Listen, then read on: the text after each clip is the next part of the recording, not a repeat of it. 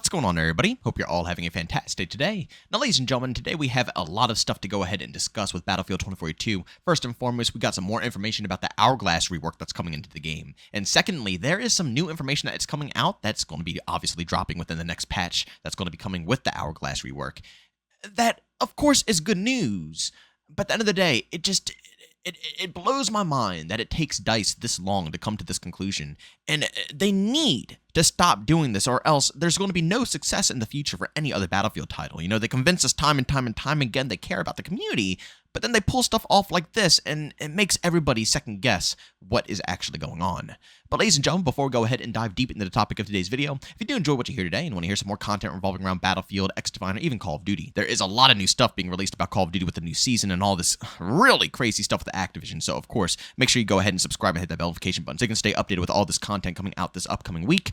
And last but not least, we are going to be streaming again over on Twitch today, so if you guys want to check out that live stream and see what it's all about, hang out with the community, get some good vibes, you can find the link to that channel down in the description of this video. Now, ladies and gentlemen, as you can see on your screen here, they finally went ahead and got out more official images of Hourglass, since we're obviously coming extremely close to the launch date, which they told us next week this map will be dropping. So yes, you heard that correctly, probably around, I'm assuming, on Tuesday. I don't know if they told us the exact date. They probably did, but I'm assuming it's on Tuesday because that's usually when their massive updates are, just their, their weekly challenge updates and all that good stuff. So I'm assuming next Tuesday will be when this map is finally going to go ahead and drop, but like I said, as you could see, they finally got all the map pretty much done. We could see all the details about it. I gotta be honest, from what I see here, it looks pretty darn good. I think the community is pretty happy about this, because right now, in Battlefield 2042's current state, the only map that people really drop out of right now is literally Hourglass. That's the only thing I can notice, and honestly, rightfully so. It is such a boring, stale map. Now, I'm saying that from an AR SMG perspective. I understand if you're a sniper or if you enjoy,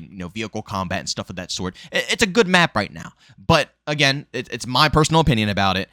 When it comes to running, gunning, getting to OBJs and, getting places to find action, it's a lot of in-between, tedious, long waits, long runs, and just, it's not really worth it. So 9 times out of 10, you usually see a lobby completely dump the whole player base once this map loads up. So when this map finally enters the rotation, I don't think there's going to be any more maps that really are going to make people run away from Battlefield 2042. We will finally have a complete full game, and hopefully, with this being said, we could start seeing real content drops, because obviously we know throughout the whole life cycle of Battlefield 2042, even though I am a tad bit worried that they're going to call it quits after the next season here, because it seems like they're slowly winding down, sadly.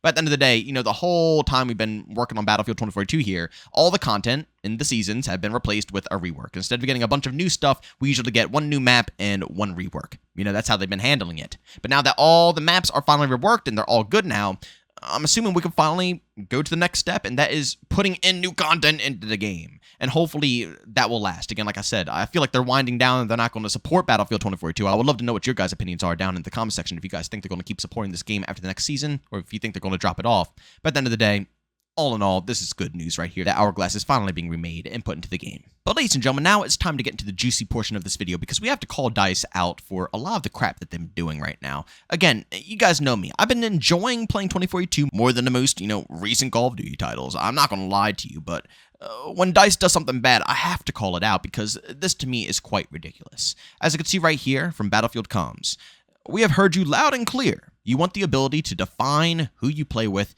in a squad on Battlefield 2042. Arriving as part of Update 5.2, squad leaders will have the ability to lock, unlock, and remove players from their squads. Squad leader not up to the task? If your request goes unanswered, leadership duties may be taken from them.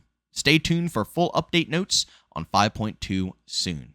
Now, honestly, I am a tad bit more interested in what the point system is going to be. For those who don't know, they are going to add in some type of incentive system, to actually play the OBJ. I don't know if it's going to be exactly like Battlefield 5, where you can drop bombs and stuff like that, but we'll see what it's going to be like. But at the end of the day, yeah, this is decent news. I know a lot of people out there are going to be like, yes, how could you be angry about this? How could you be salty about this? This is fantastic. It's been exactly what we've been asking for. But why do we have to wait, 1, this long to get a feature as simple as this, and 2, why did we have to fight for it? For those who don't remember, when they first introduced the squad system back into Battlefield 2042, and, their more refined version of it, They didn't want you to kick any individual players. This was already a discussion long ago. We were already complaining about the fact of not being able to do this, and they told us, no, that's being too toxic. You're toxic if you want to remove people from your squad. You're a toxic individual. That's what we're being told here. Well, we're telling them no. It's just as simple as wanting to manage your squad. It's as simple as that. They fought us on the point, and here we are all the way down the road, and now they're saying this. We've heard you loud and clear. You want that? You heard us loud and clear the first time we mentioned it. This has to stop. I keep thinking that DICE comes back to the community and they want our feedback. They want our help. Every time they get me. I'll be honest, they get me. Because they were starting to communicate with us a little bit more with 2042. 2042 actually felt like a more passionate project, even though it's not a good game at all. Let's be real. It still has a lot of glaring issues. But, it started to feel more passionate when they were finally coming in, and I felt connected, and I felt like I knew everything that's going on. I understood the story of what's happening here, what they're going to be adjusting, what they're going to be fixing. It felt nice, and then they start doing stuff like this where they make these ego moves without any community feedback, and it just goes into the tanks.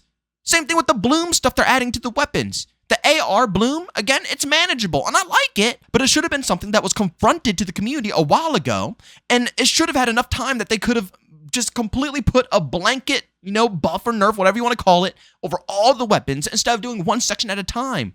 This is taking forever. All the ARs have bloom, yet all the LMGs, all the SMGs, and all the marksmans can beam. I can fully auto the PPSMG and beam someone across the map while they have to burst me with an AR. How is that fair? Same thing with the LMGs. I can literally fully auto a decked out 200 mag LMG while someone with an AR is going to have to try to burst me and compete with that. How is that any fair? Again, the ARs are good and they're still usable. They're still my main weapons. I use ARs all the time, but it's just such a, I don't want to say anything mean, but seriously, it's kind of a doofus move, He should confront the community, get our feedback, test it, don't just slowly implement and then do a blanket, But again, they do these egotistical moves without even understanding what the community wants from it. And it leads right back into this system right here. We told them we wanted to be able to remove individuals from our parties because it's a pain in the butt, one, with having to deal with people who don't care about the game that they're playing. And I'm not talking about teaching someone or coaching someone the ways of Battlefield. They're new to the game and they don't understand what to do, where to go, and they're following you around and stuff, and they might not be the best of the best, but I don't mind that. I love helping people with the ways of playing these games. If it's a game that I enjoy, I don't mind helping someone tag along and get good at it as well.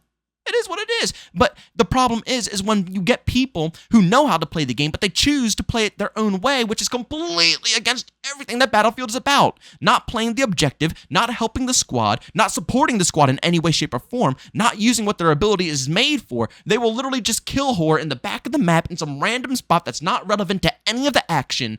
And, sometimes I want to shuffle these individuals out for someone who actually wants to play with us and get the freaking objective. That's all. But you can't do that. If you're locked, you have to literally completely switch to a completely different squad, and it's just so unnecessary instead of just simply kicking.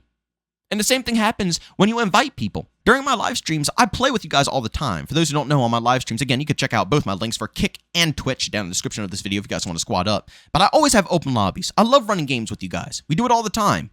And when I invite everybody into the Battlefield lobby, obviously when our squad's too big, people still join in and you just get into the game randomly, not in our squad. But when our squad is small, let's say we have 3 people and we're trying to get one more person into that squad and we invite them and they get into the game, that 4th person, the 4th random that's already in the squad because my teammate is joining late in, stays. They don't get kicked. They stay in the squad. They don't get removed. Even if my teammate joins into the game, nothing is replaced. And instead of simply just being able to remove that individual and let my teammate join in, I have to literally create a whole brand new squad, try to get every person who was already in my previous squad into the new squad without anybody joining that squad, and then plus some for the new person who hopped into the game. Again, unnecessary steps because they want to avoid quote-unquote being toxic. Who cares? Who cares? Again, great news. I'm glad they added it in, but the fact that the developers fought us so hard on this stance proves to me that they don't trust us still. They don't want to take our feedback. They made it look like they want our feedback, but they still don't trust us. They don't trust our word when it comes to certain things that are being implemented. The whole community knew this would be a good idea, but they didn't believe it. They egoed it, And now here we are later down the road and they're fixing it. Like, God, it's just not logical. It's not logical whatsoever. You have to trust the community, DICE. And you need to stop making these ego moves without consulting your community.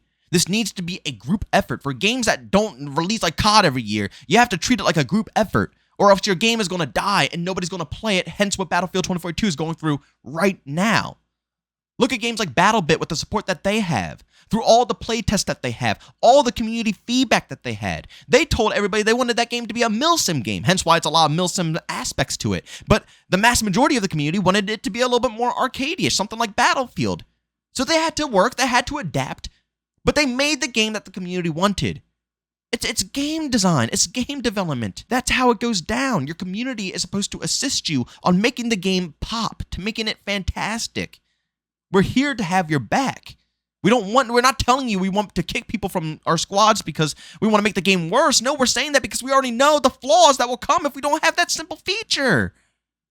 And we're just trying to tell you not to take that path. We are doing nothing but trying to save you time. But when you do these things, when you make these plays, when you take these moves, you are extending the process instead of just, taking the shortcut and making sure it turns out, fine and we don't even have to stress about it. You take the extended route every time. This could have been simplified. It realistically didn't need to take this long, but it did because, again, they didn't want to trust the community. But ladies and gentlemen, thanks so much for checking out this video. If you enjoyed it, make sure to leave a like. If you hate it, leave a dislike. Also, if you're brand new into the content, don't forget to subscribe and hit that notification button. Also, want to chat with this, do we do so? I have a Twitter and Discord, both linked down in the description. And also want to catch me live streams of video games over on Twitch. Link that's in the description as well. But guys, thank you so much for tuning in. See you on the next one. Peace out.